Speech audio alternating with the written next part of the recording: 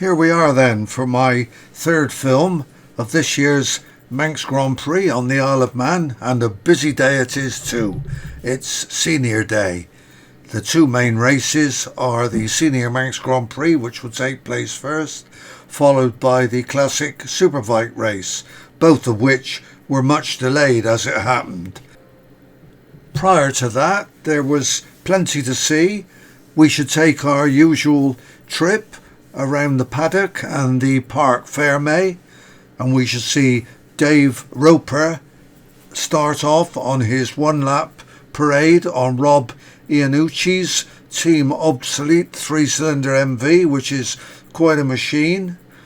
We should then see the sidecar tyre test when 4 of our top riders, or teams of riders, will be taking their machines around the circuit to try out some new tyre rubber for a new tyre manufacturer. And apart from that, we shall find something else to say, I'm sure. The routine is the same as before. I'm unable to film live on the circuit, so the bulk of the race activity will be photographs of the start line activity, but so be it. Still exciting, and some good views of some splendid motorcycles. Whilst I've been chatting, you've been watching, I'm sure, some still images of paddock activity, particularly the Davis Motorsport pit, which we haven't looked at previously, with his new Yamaha machines.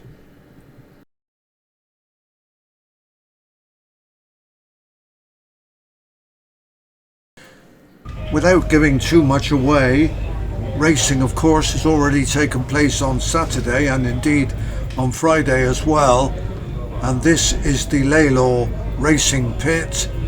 Bike number 3 is Mike Brown's 250 Yamaha.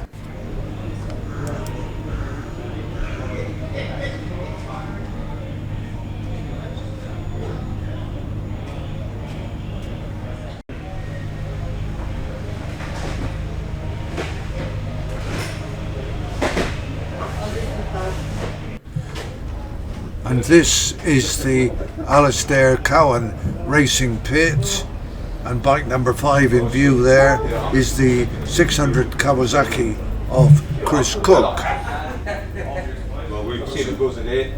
And bike number 1 is Dave O'Johnson's 750 Kawasaki, which of course is a classic superbike. That's what you think.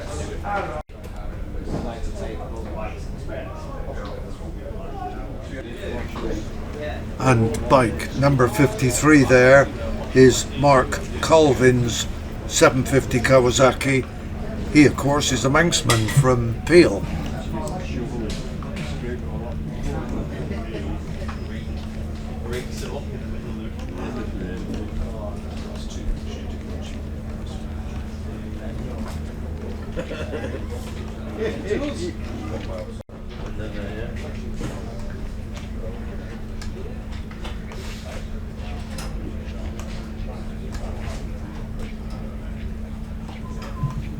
You will recall that we've looked at Michael Rutter's pit before, but this is his big 1100 Suzuki.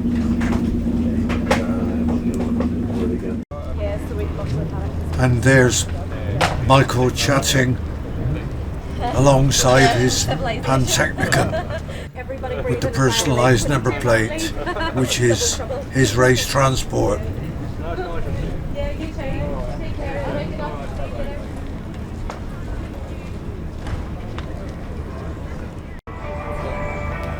This very revealing display by Scott Leathers of Bruce Anstey's racing outfit and the damage caused by the accident that he had in the TT in 2015, I think it was, shows the protection that the leathers afford to the rider.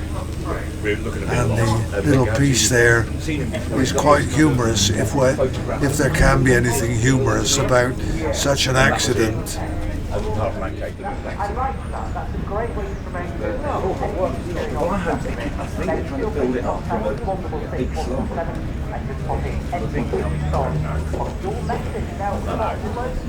Anyway, time ahead of the hill. See you later.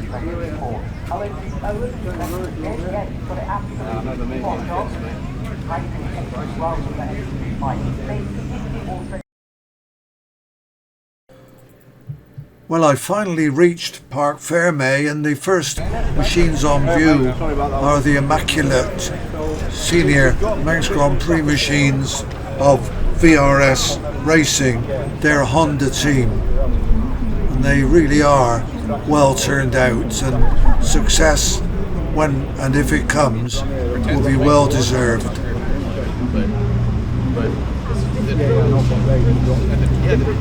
Bike number 11 there is Sam Johnson's 600 Honda, his senior Manx machine, together with a spare machine, the T machine. And bike number 41 next to him will be ridden by Adam Bauer from Minnesota in the States, also a 600 Honda. Bike number 42 there, the orange machine, is Paul Cassidy 750 Suzuki, his classic Superbike. And next to him is the Manx Grand Prix machine number 54 of Dave Rigby, also from the island, from Douglas in his case. And that's a 600 Kawasaki.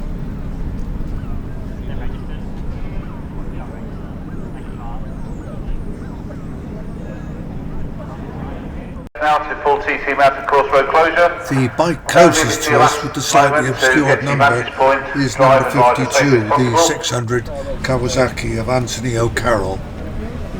And alongside him is Graham McAleese's 600 Yamaha. Both of these, of course, are senior Manx Grand Prix machines. And a slightly clearer view of Anthony O'Carroll's machine.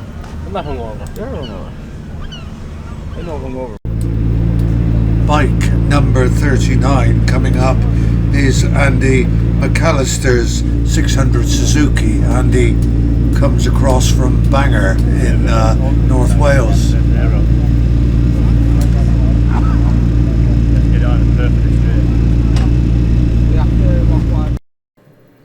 Here's a mouth-watering logo, and it's attached to number 22, the 675cc Senior Manx Grand Prix machine of Louis O'Regan from Didcot.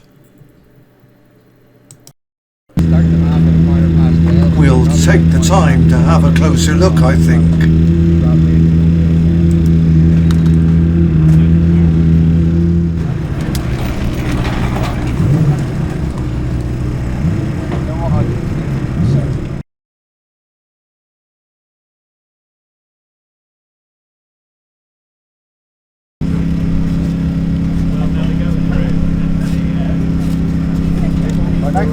Yeah, I'll done this in a while, mate.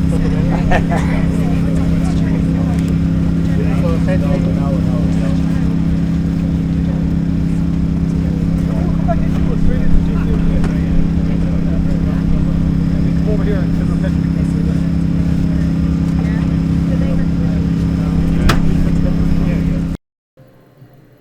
Bike number 50, which is next to the MV, will be campaigned by Eddie Fair from Chambray in France. It's a 600 Yamaha.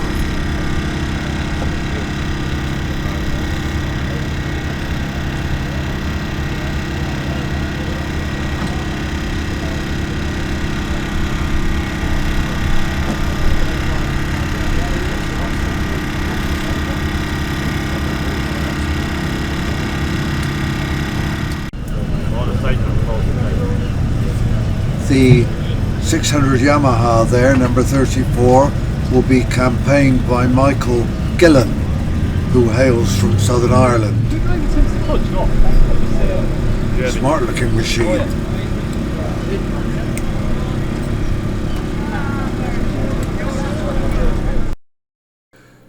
And here's our old friend Ross Orchard, the Cornish Stig, with his Yamaha. Ross has got a motorcycle business in Bude in Cornwall.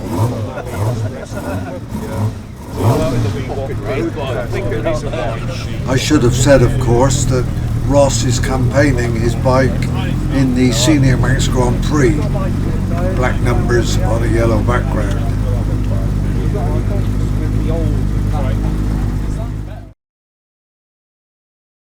Two more Senior Manx Grand Prix machines, both Yamahas. Number 61 belongs to Andreas Jochum, and number 62 is Dermot Cleary, it's Northern Irishman.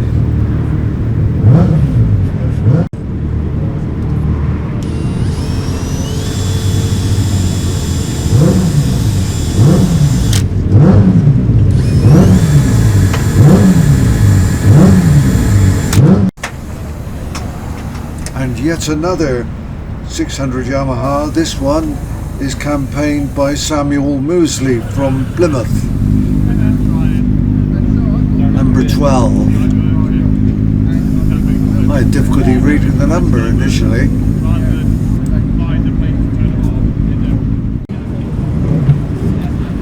Senior Manx bike number 9. Yet another 600 Yamaha, this one campaigned by James Beverley from Carlisle. And a view back up the rank there.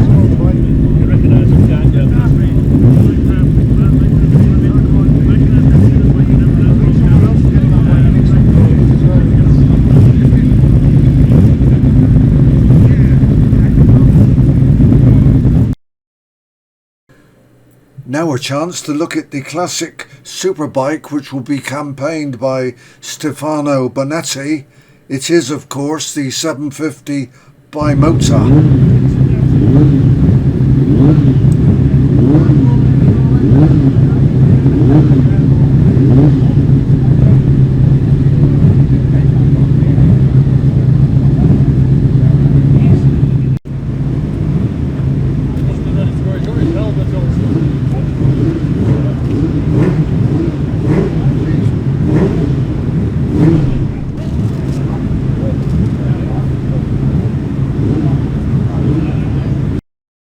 That brings us to the classic Superbikes campaigned by Greenall Racing. Number 7 is Brian McCormack and number 14 is Derek Shells. The 600 Honda in view there now. Number 4 is one of the pacemakers campaigned by Manxman Jamie Williams.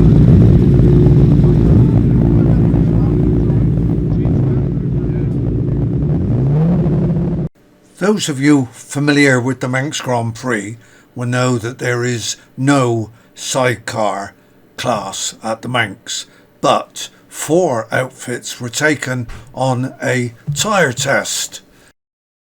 This is Tim Reeves' outfit,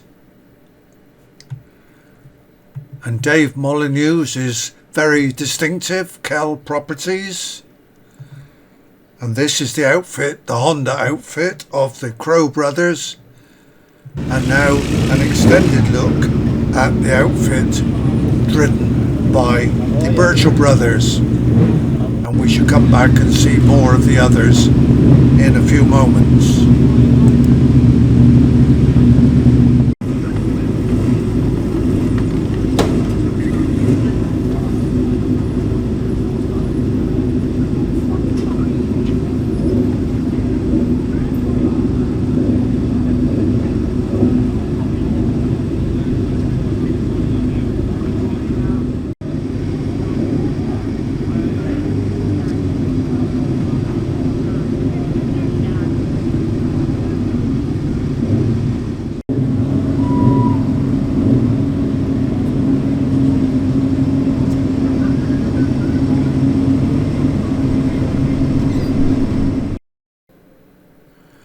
A slightly longer look now at Dave Molyneux's totally enclosed outfit. Very sleek. He's still experimenting with different engines, I believe, and he certainly isn't achieving the same success at the TT as he was.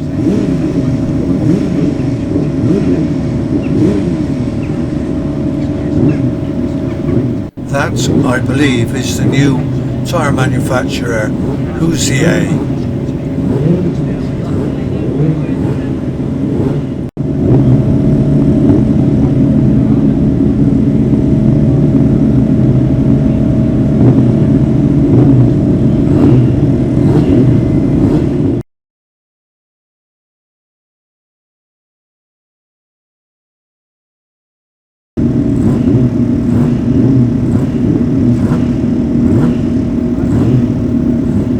This is Tim Reeves' very distinctive machine with its sponsorship logos in full view. Very similar in shape actually to Dave Molyneux's. All with a 600cc engine, which is amazing.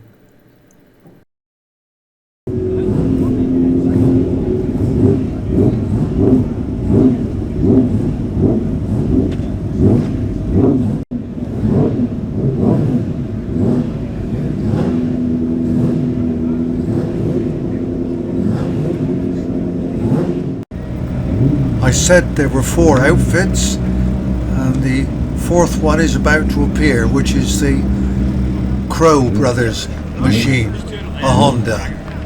And here she comes.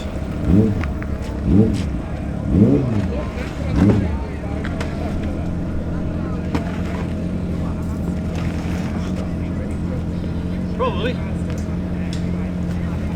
Just in time.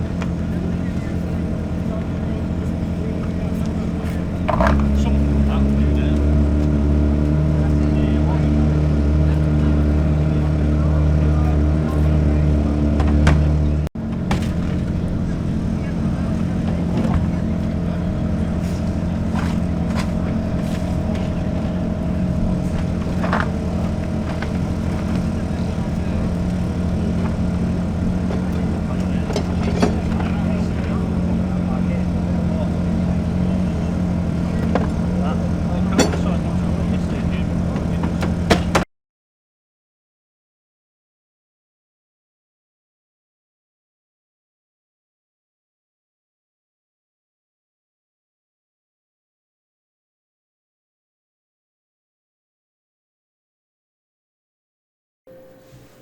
What's very evident from these few pictures is the lack of creature comforts on these machines for both passenger and rider. Very little suspension travel, very cramped, but very functional. I take my hats off to them.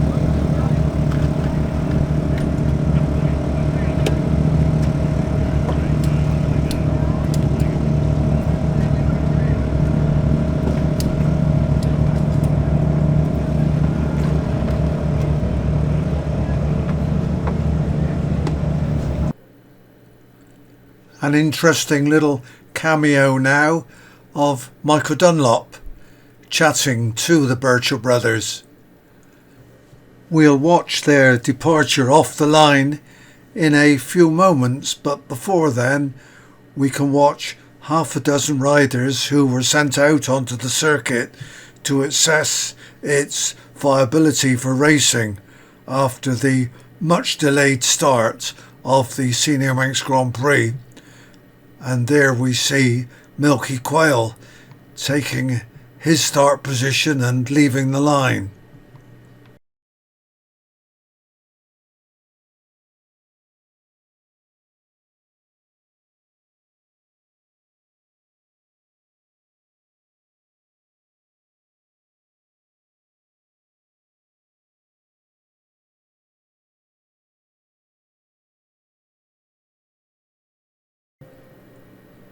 This is number 11, Mike Brown, on his 750 Kawasaki, which he rides for the Davis Motorsport team. And number 61 is Helfin Owen on his 750 Kawasaki. And lastly, number 18, Sean Anderson on his Norton.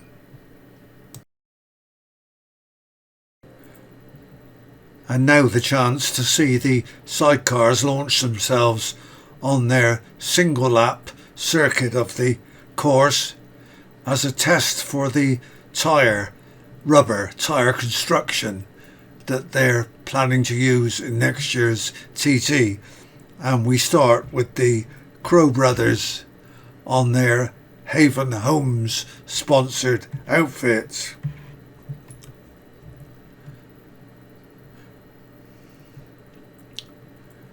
And they're followed by Tim Reeves. The outfits leaving the line aren't quite as spectacular as the solos, no wheels off the ground or anything like that, but the riders and passengers are just as committed. And next we shall see Dave Molyneux on his fairly recently put together outfit, which is still at something of an experimental stage.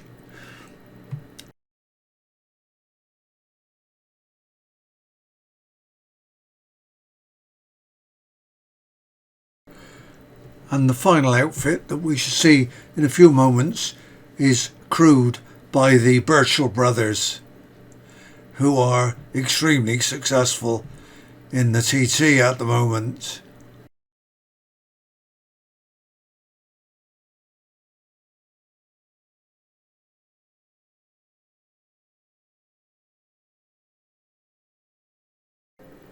And now something completely different. Robert Iannucci, the American owner of Team Obsolete and a keen supporter of the TT and motorcycling generally, brought to the UK his 3-cylinder MV to be ridden by Dave Roper, the gentleman there with the copious beard. The plan was for Mr. Iannucci and Dave Roper to be interviewed by Cameron Donald, and this was to be filmed by the licence holders of the filming on the live circuit. The plan was for the little group to assemble and then be interviewed by Cameron Donald, who is of course a TT rider of some significance, the Australian gentleman.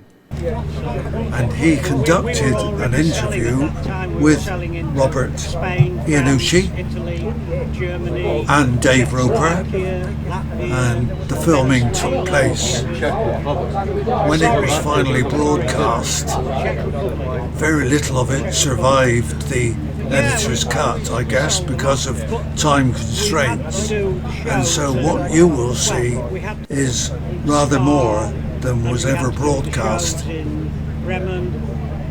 I leave those of you who are good enough to watch his little film to make your own decision. I found it very interesting and revealing. Perhaps I was unaware of how much rehearsal takes place before what we see on television and consider to be live TV. Quite clearly, the amount of preparation is significant. Sometimes it goes well, sometimes there are false starts, sometimes I guess the first take is adequate. But nevertheless, I learnt as a very amateur filmmaker, I learned quite a lot from watching what was going on. Incidentally, I noticed from the graphics on the headstock of the bike that Phil Reed had actually ridden this machine, and I've seen graphics of him outside the MV factory, so there's a clear affinity. Cam Donald is now about to start his dialogue with Mr. Roper. Interesting in the extreme. Started at the TT. Yep. In '82, I did the Formula 3 TT on a 350 Aramaki. Yep. And in '83, I did the Formula 2 and Formula 1 on a 600 Milwaukee Kawasaki and a 950 bevel drive Ducati. And '83 was the first year of the Classic Manx. So we came back that same year with the G50, and like I was on the leaderboard in practice, but in the race, apparently we sucked in a stone, bent a valve, lost power, and I did finish, but well down. And then, but that race was a big success, so they decided to have the historic TT in '84. So we came back for that, and I ran, actually in the morning, I ran the Formula 1 race on a belt drive Ducati, and then that evening was a senior historic. Actually, the senior and junior ran together, but so I won the senior historic TT. They've referred to it as a senior race. I never won a It's Manx. a senior classic Manx race, they're saying. That's what I read. And then I never came back to the TT. I always did the Classic Manx, and I finished second twice in the Classic Manx, and had 2 fastest laps in the Classic Manx, but I never won it. The win was not in, so what did you win in '84? The senior historic TT in June. No worries. The one and only historic TT. They never had it again. They didn't continue it. They thought it was too much, and So he once was 2.8 seconds down.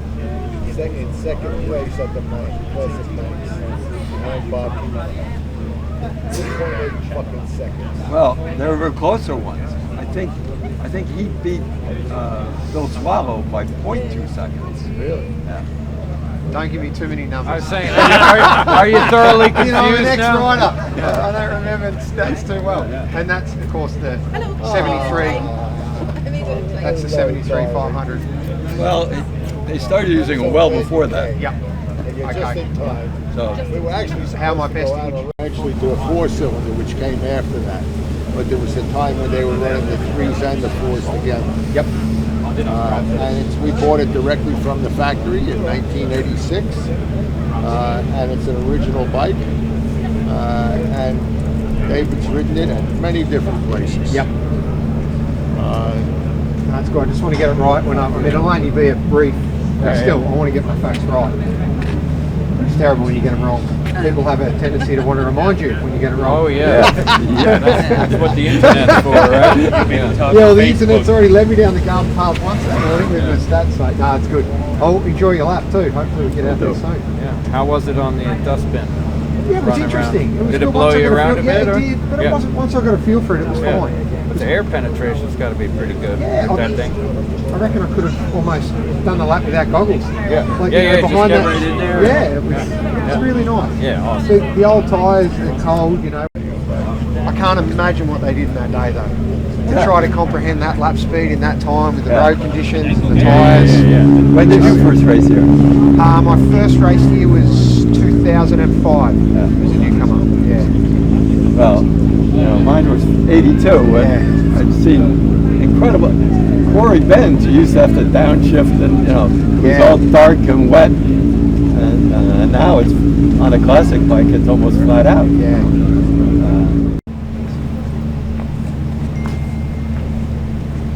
Level cup? Testing, 1, 2, 3. Here we are with Dave Roper. All right, Yep. whenever you're ready. You can do a bit with both the gentlemen, yeah, just pushing each both the gentlemen. Yep, okay. Dave and Bob. Rob, sorry Rob. How do you pronounce your last name, Rob? Iannucci. Thank you. No pressure, everyone. Yeah, no pressure. Okay. Here we are with, okay.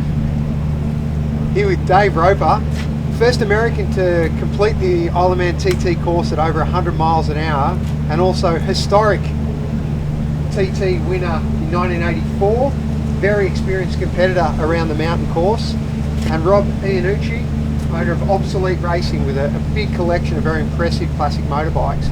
Dave, today you're going to be riding this very impressive machine. Gentlemen, can you tell us a little bit about it? It's a original works machine from the MV factory, and first raced in the late 60s, but raced up until the early 70s as they were developing the newer four-cylinder. Rob, how special is to bring this machine back to the Isle of Man? Well, the Isle of Man itself is very special, and this machine won several races here with Agostini and Reed. So, I mean, it all fits together. It's a very special thing, and we're honored to be here. Well, thank you very much, gentlemen, for your efforts in bringing the machine back to this year's centenary Manx. We really look forward to seeing you ride it. Thank you. That's great. Thank you very much. Can we get a few shots of the bike? Thanks, gents. Yeah, I was second outright. I was particularly interested in this young man's filming technique as he was taking some slow motion shots of the rear end of the MV.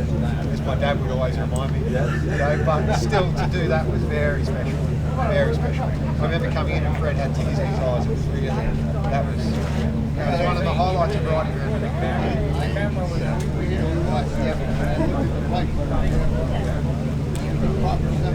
Yeah, that was, and for me, I said my father raced, rode British bikes, only a couple of club races, he had no money. But you know, I grew up hearing about these bikes and to be able to. Well, it's now time for Dave Roper to make his kind of music around this glorious 37.5 mile circuit. I'm sure it was very enjoyable, but here's the start.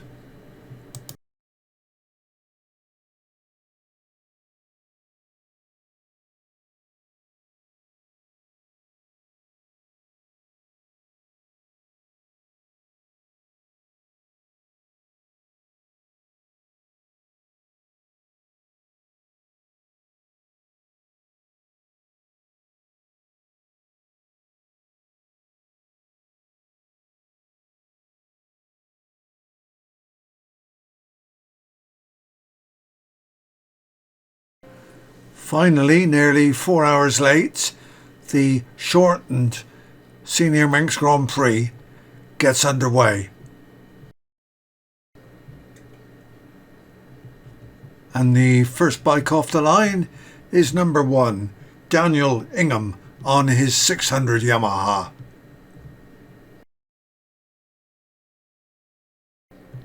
The 10-second wait, and then it's the turn of Victor Lopez from Spain, riding the same market machine, the Yamaha.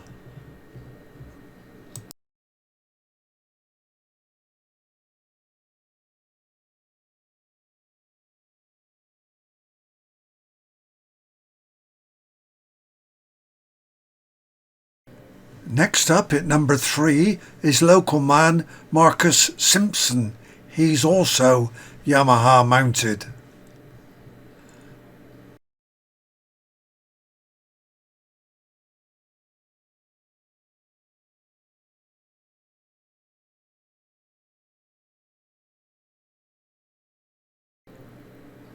Jamie Williams, number 4, also from Douglas, gets away on his Honda, breaking the Yamaha sequence.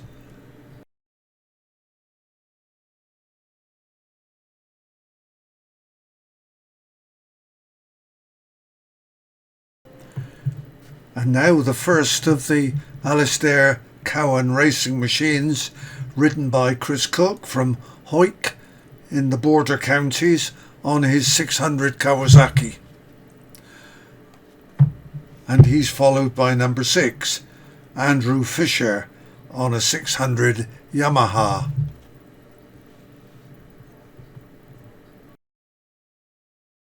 He gets away, and next up is Damien Horan from Southern Ireland, number 7 on his 600 Suzuki.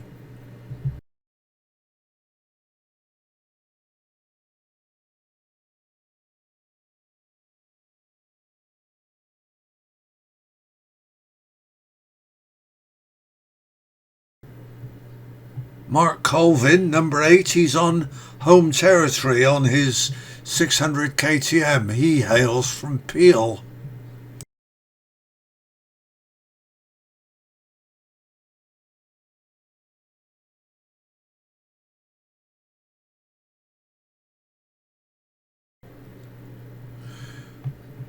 James Beverley, number 9, gets us underway again with his 600 Yamaha.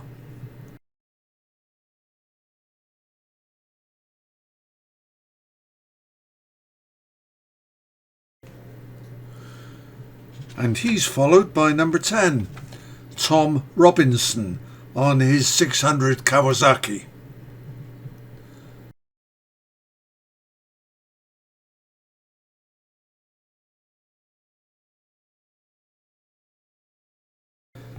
Sam Johnson, number 11, is on one of the VRS Racing Honda's 600, which we've commented on previously because of their very smart turnout.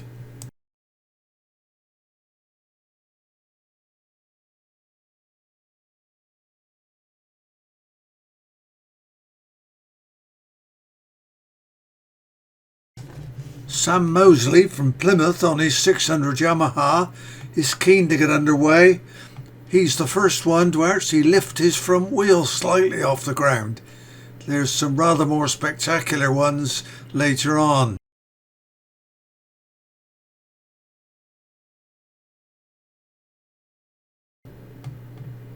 And this is the first triumph that we've seen in this race, ridden by Jack Fowler. It's number 13 and it's a 675cc machine.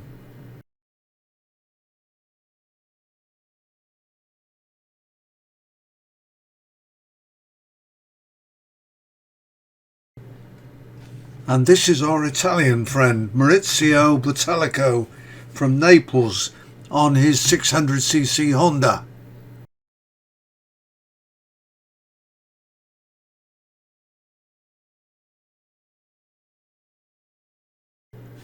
Joe Yeardsley from Port Erin on the Isle of Man, riding number 15, is actually a newcomer who's been promoted from racing number 49.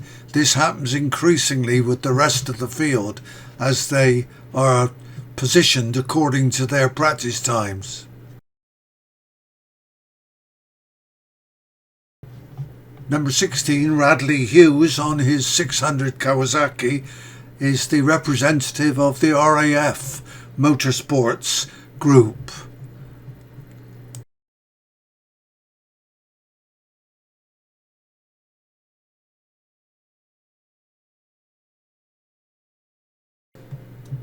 And this is number 17, Sean Evans, also on a 600 Kawasaki, in the yellow and black coloured decor on his fairings.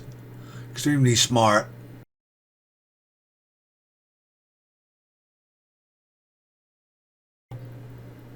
Lancelot Unisar, the Frenchman, is riding a Honda 600 Honda. Lancelot used to ride for the late Patrick Godet on his 500 Vincent Grey Flash, but sadly Patrick is no longer with us. Number 19, Gaz Evans, is unfortunately a non-starter, so this is number 20, Michael Rees on his 600 Kawasaki.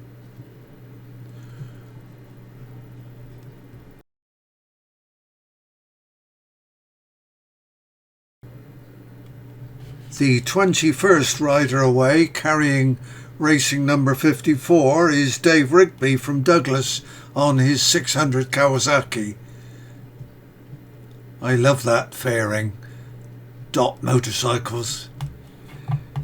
And starter number 22 is Eddie Frere from France, riding number 50 on his 600 Yamaha. And starting in 23rd position is Lewis Arrowsmith, carrying racing number 26 on his 600 Honda.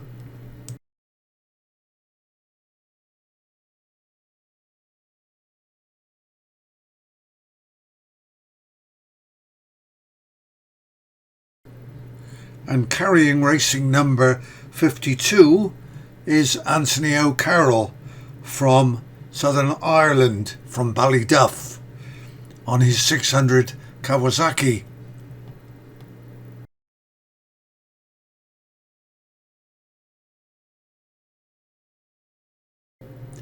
That brings us to the 25th starter, who's Michael Gahn, racing number 43, and he hails from Northern Ireland on his 600 Yamaha.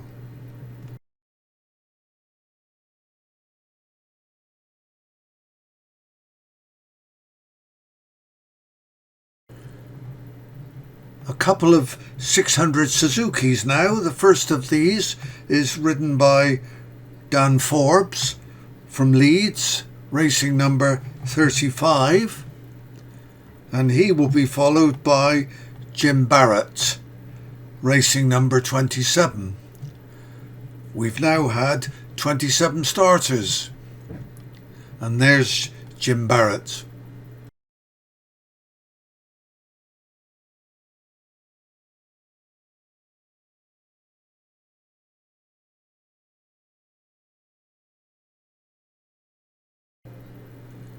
This is our 28th starter, Tom Snow, number 23, on his 600 Yamaha.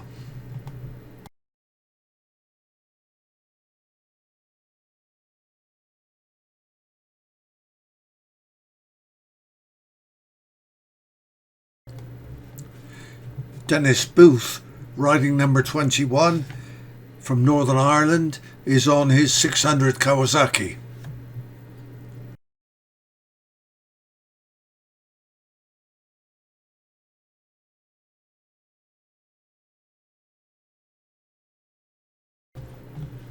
And this is number 34, Michael Gillen from Ireland. He's starter number 30 and he's on his 600 Yamaha. Again, another smart black and yellow machine.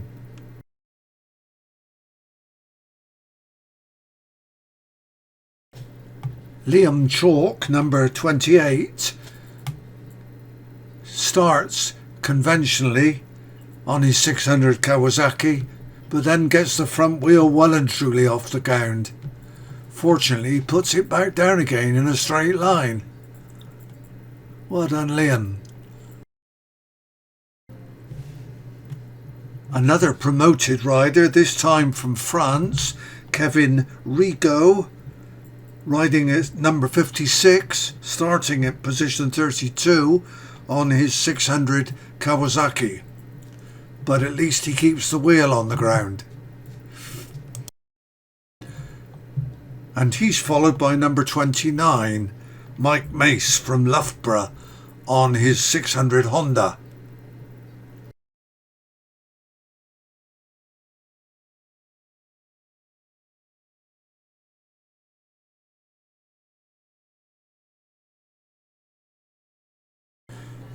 And to confirm the truly international flavour of this event, we have from Minnesota, USA, rider number 41, Adam Barr, on his VRS 600 Honda.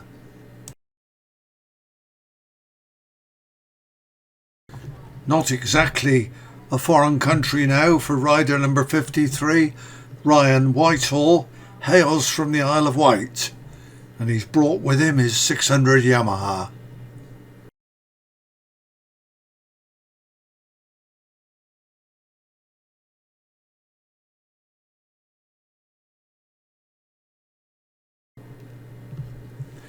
And this is the second of the 675cc triumphs in the race, ridden by Stuart McCann, rider number 25 from Northern Ireland.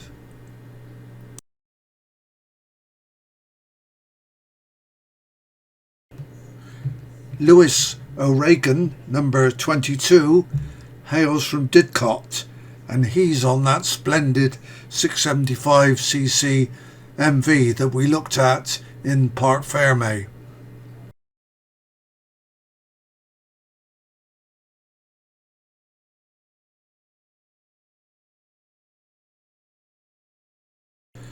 Scheduled starter number 38 is Mark Jackson, rider number 46 from Sheffield, on his 600 Yamaha.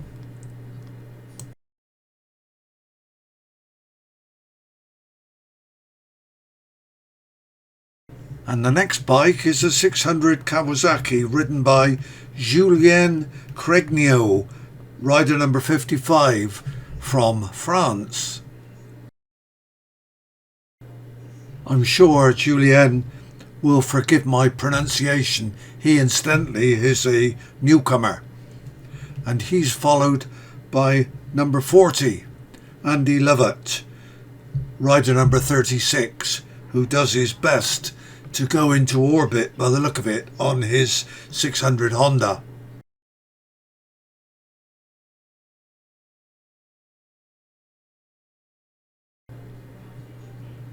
Rider number 40, the 41st starter, is Paul Marley from Scarborough on his 600 Kawasaki.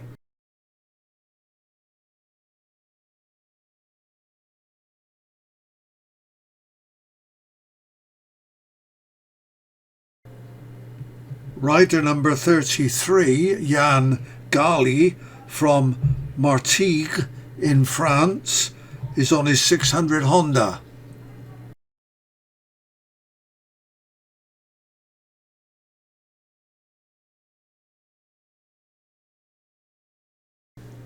Next up is the familiar form, or at least the familiar decor, of Ross Orchard, the Cornish Stig from Bude, rider number 37.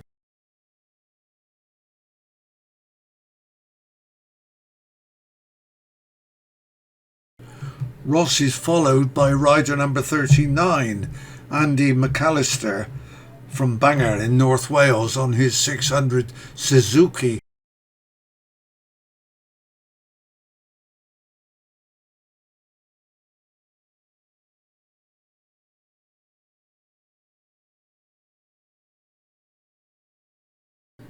Justin Collins, rider number 32, is next off the line on his 600 Yamaha. Justin comes from Newport.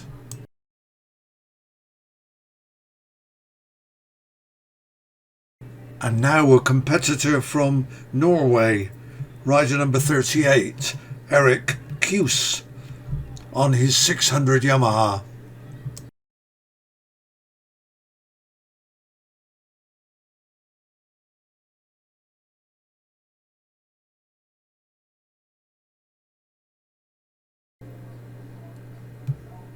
Stephen Tobin, rider number 51, comes from Kinsale in the Irish Republic on his 600 Kawasaki.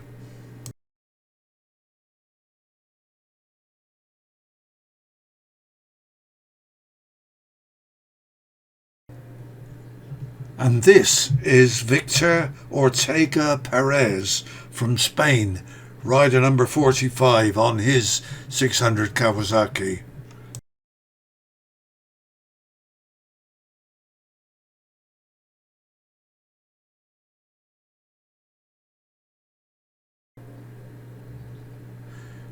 And now another rider with an attempted moonshot from France, Cyril Lecoq, rider number 57 on his Honda.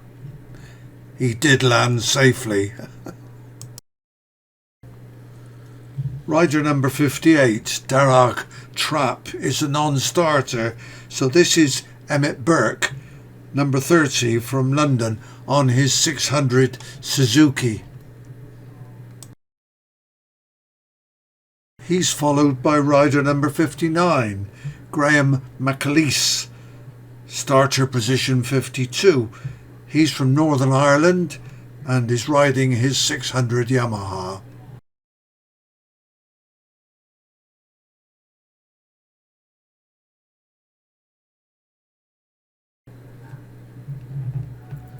Dermot Cleary is next, rider number 62. He too is from Northern Ireland and he is also riding his 600 Yamaha.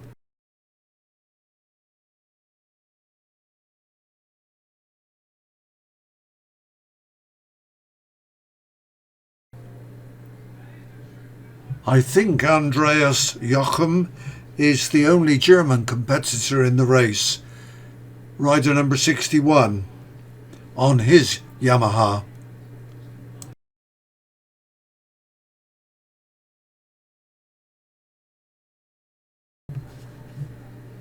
The yellow machine there is Colin Croft from Lancaster, his 600 Suzuki.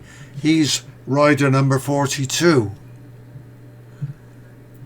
And he will be followed by the competitor who I thought was a non-starter, rider number 19, Gaz Evans from Pontefract. And he will be the last bike off the line on his 600 Honda. And there he is.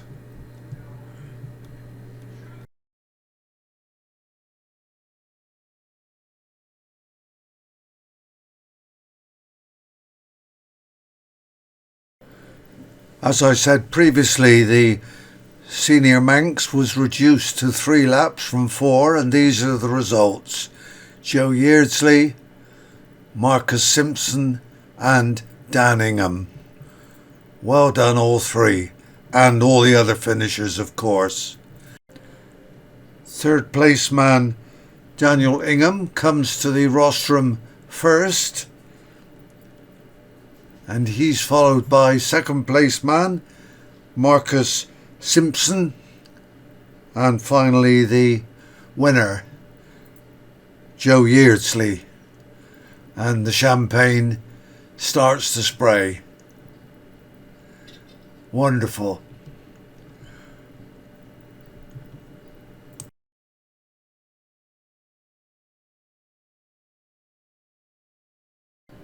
Finally, at 6:30 p.m, it's time to get the classic Superbike race underway. That too reduced to 3 laps. And the first man off the line will be the Australian Davo Johnson on his 750 Kawasaki.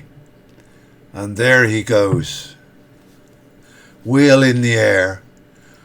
Well done, Davo.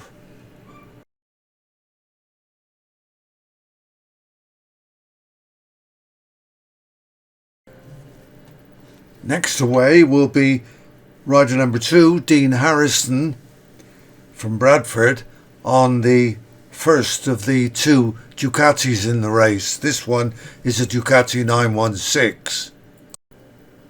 And next, the largest machine in the race, Michael Rutter from Bridgenorth on the 1100cc Suzuki.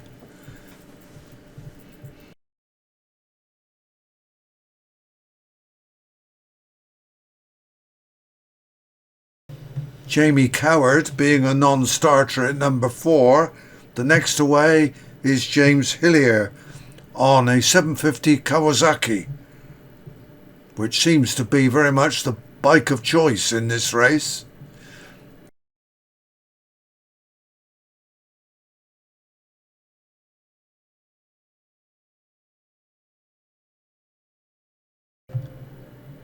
Next up is number 6, Michael Dunlop, the man from Ballymoney, on his 750 Classic Suzuki Superbike.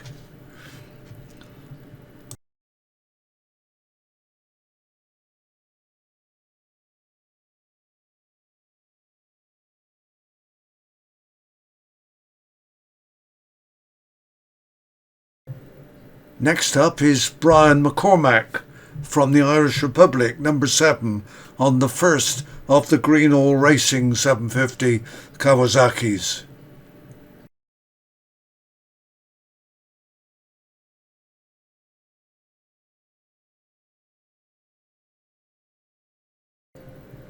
Next up is Nathan Harrison, who literally lives just up the road in Onchan on the Isle of Man, on his 750 Honda.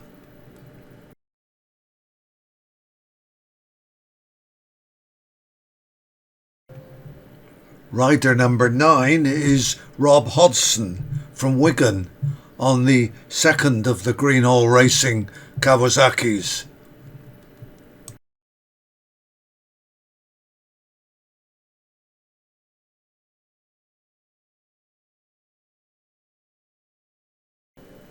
Next up, rider number 10, Craig Neve, same bike, different sponsor, Alistair Cowan Racing.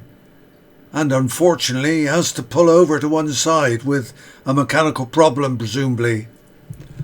And so rider number 11, Mike Brown, on his Davis Motorsport team Yamaha. And he's followed by number 14, Derek Shields, on the third Greenall Racing 750 Kawasaki.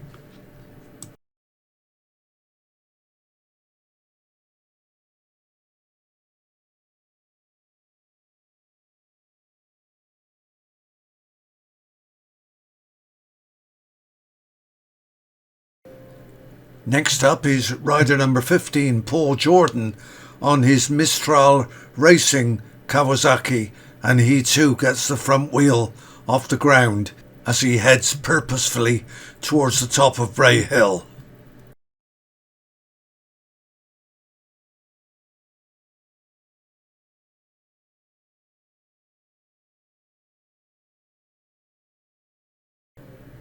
Next up is number 18, Sean Anderson, on the Whiz Norton, the machine which is unique to this race and certainly smoking to prove it.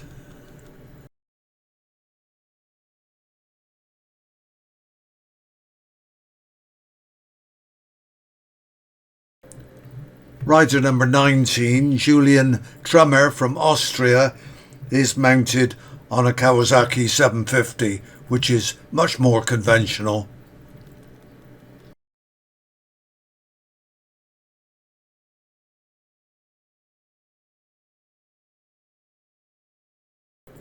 As is rider number 20, Michael Dokupil from Prague.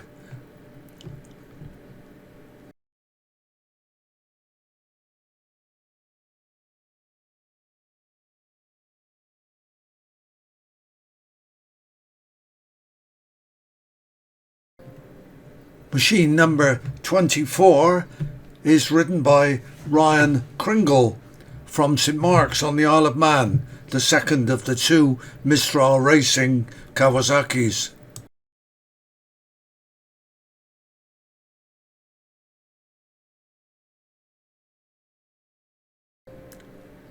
Next up, carrying racing number 21, is Barry Ferber from Bishop's Castle in Shropshire on his 750 Kawasaki with the Lucky Strike logos.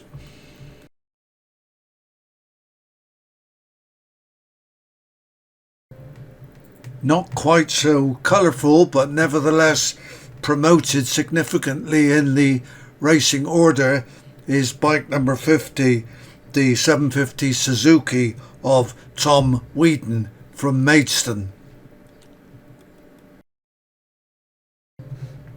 Next up is rider number 22, Sam West from Congleton on the very interesting 750 Bimota.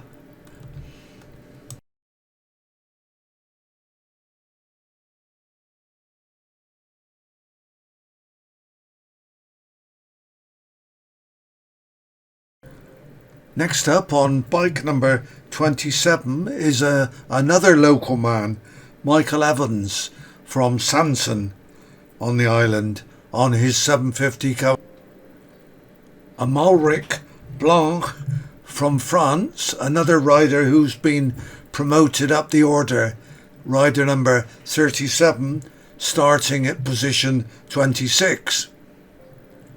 He too is Kawasaki mounted.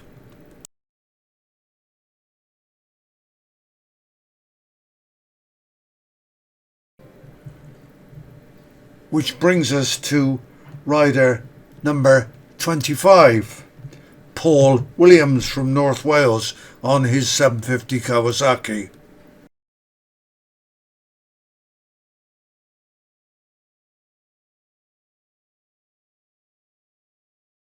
Mike Norbury, number 30, is breaking the mould. He's riding a 750 Suzuki.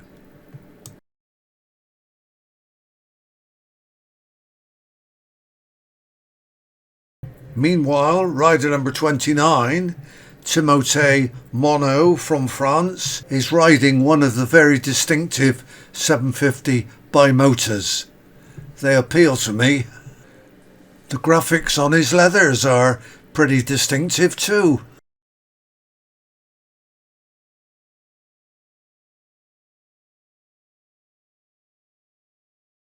Next up is another visitor from across the pond, Pete Murray from Arizona, on one of the VRS machines.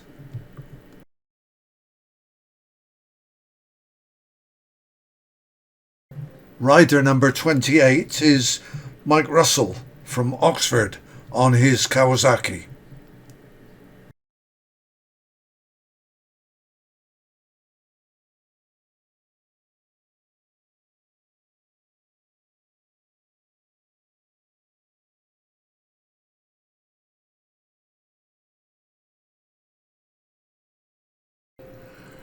Rider number 33 will be passing close to home in the next quarter of an hour.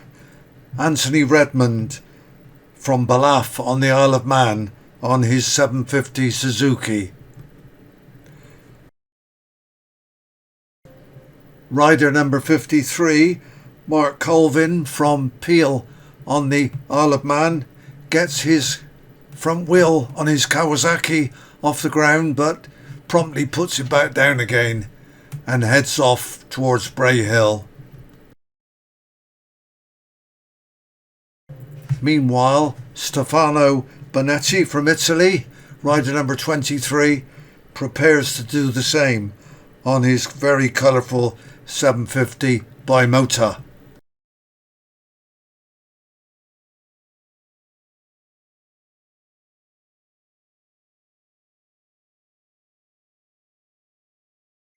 That brings us to rider number 42, Paul Cassidy from Castletown on the Isle of Man on the 750 Suzuki. The front of his machine goes light too as the power output increases. Getting ready to go is Gareth Arnold, carrying racing number 54. With his Stanley Stewart Racing sponsored machine.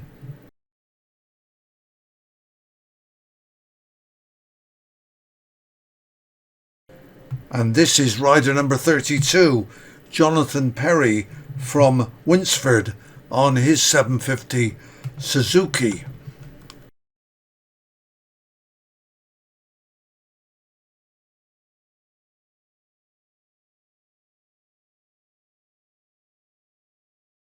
I'm pretty certain that the rider of bike number 62, the Prix racing machine, is Andy Hornby. I apologise if it's not.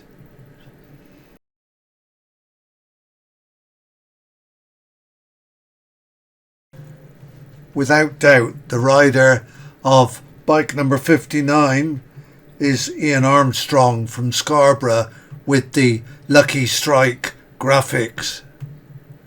A blast from the 1970s, I think. Rider number 38 is Alan Oversby on the GSXR 750.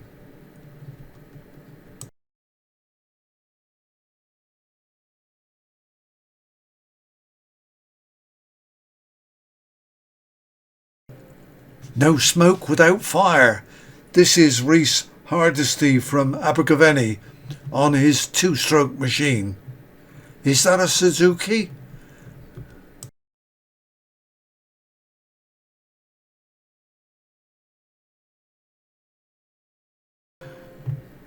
Rider number 40 is Dennis Booth from Ballymena on his big Kawasaki, the 750.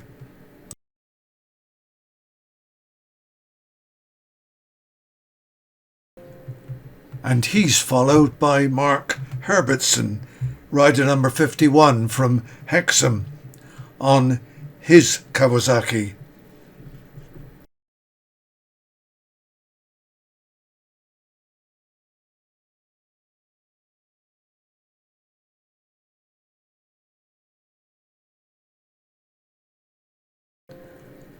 Give or take one or two, we've seen 43 riders.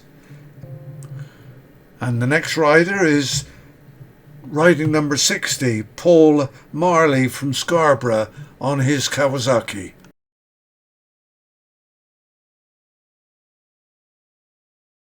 Next is the rider with more starts than anybody else on the Isle of Man circuit, Dave Madsen-Migdal from Douglas on the Isle of Man on his Honda. Safe ride, Dave.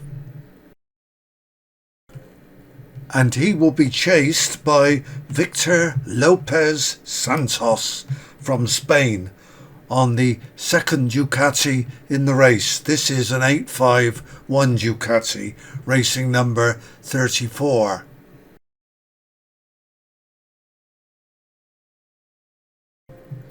Close behind him will be number 56, Roger Wibberley from Huddersfield on his 750 Suzuki.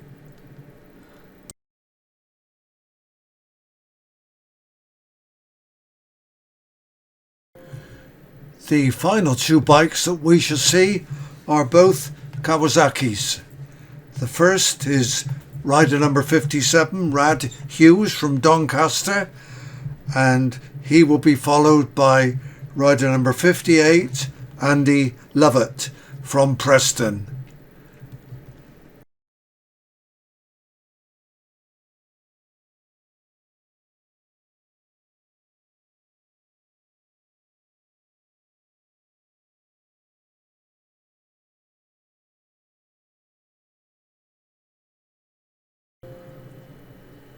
So finally, the results of the amazing 3 laps of this unique circuit.